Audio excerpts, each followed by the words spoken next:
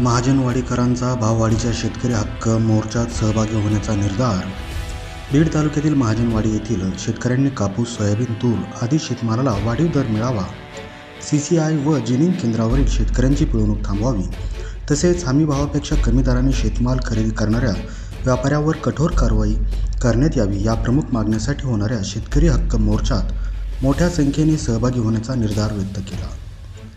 दिनांक 25 डिसेंबर गुरुवार रोजी छत्रपती शिवाजी महाराज पुतळा ते जिल्हाधिकारी कार्यालय बीड येथे काढण्यात येणाऱ्या धडक शेतकरी हक्क मोर्चाचे आयोजन करण्यात आले आहे.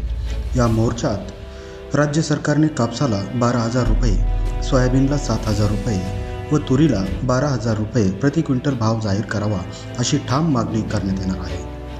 या पार्श्वभूमीवर दिनांक 20 डिसेंबर शनिवार रोजी महाजनवाडी येथील हनुमान मंदिरात शेतकरी पुत्र डॉक्टर गणेश ढवळे यांच्या पुढाकाराने शेतकरी जनजागृती बैठकीचे आयोजन करण्यात आले होते.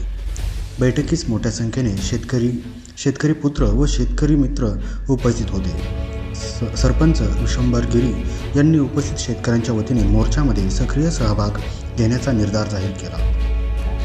यावेळी राजभाऊ क्षीरसागर, सुदाम सुरवसे, शेषराव मेंगडे, बंकट क्षीरसागर, रामचंद्र घरत, जयराम घरत, बाबुराव भोसले, अशोक भोसले, आप्पासाहेब घरत, शंकर घरत, अर्जुन जगदाळे, परमेश्वर घरत, शिवाजी घरत, नामदेव घरत, लक्ष्मण गायकवाड, पंडित आवटे, भागवत घरत, विनायक घरत, विठ्ठल घरत, काकासाहेब घरत, मधुकर घरत, महारुद्र घरत आदी ग्रामस्थ उपस्थित होते.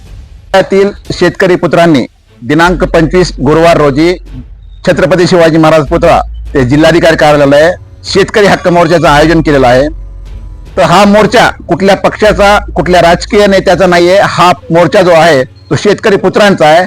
एक लढा मातीसाठी. आतापर्यंत लोक जातीसाठी, समाजासाठी, नेत्यासाठी भांडले, एकत्र आले. मात्र या ठिकाणी कापसाला भाववाढ मिळाली पाहिजे, सोयाबीनला भाववाढ मिळाली पाहिजे आणि तुरीला भाववाढ मिळाली पाहिजे. या गोष्टीसाठी सर्व शेतकरी पुत्रांनी, शेतकरी मित्रांनी, त्याचबरोबर शेतकऱ्यांनी मोठ्या संख्येने या मोर्चामध्ये सहभागी व्हावं असं आवाहन मी या ठिकाणी करत आहे.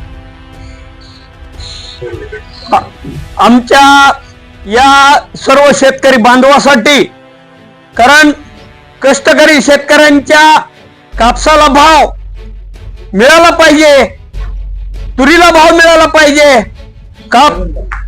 सोयाबीनला भाव मिळाला पाहिजे. या संदर्भात या ठिकाणी आज बीड या ठिकाणी शेतकरी मोर्चाचं आयोजन केलेलं आहे. येत्या 25 तारखेला सर्व महाजनवाडी परिसरातील शेतकऱ्यांनी या मोर्चासाठी आपल्या हजर राहावं असं मी सर्व शेतकरी बांधवांना आवाहन करत आहे.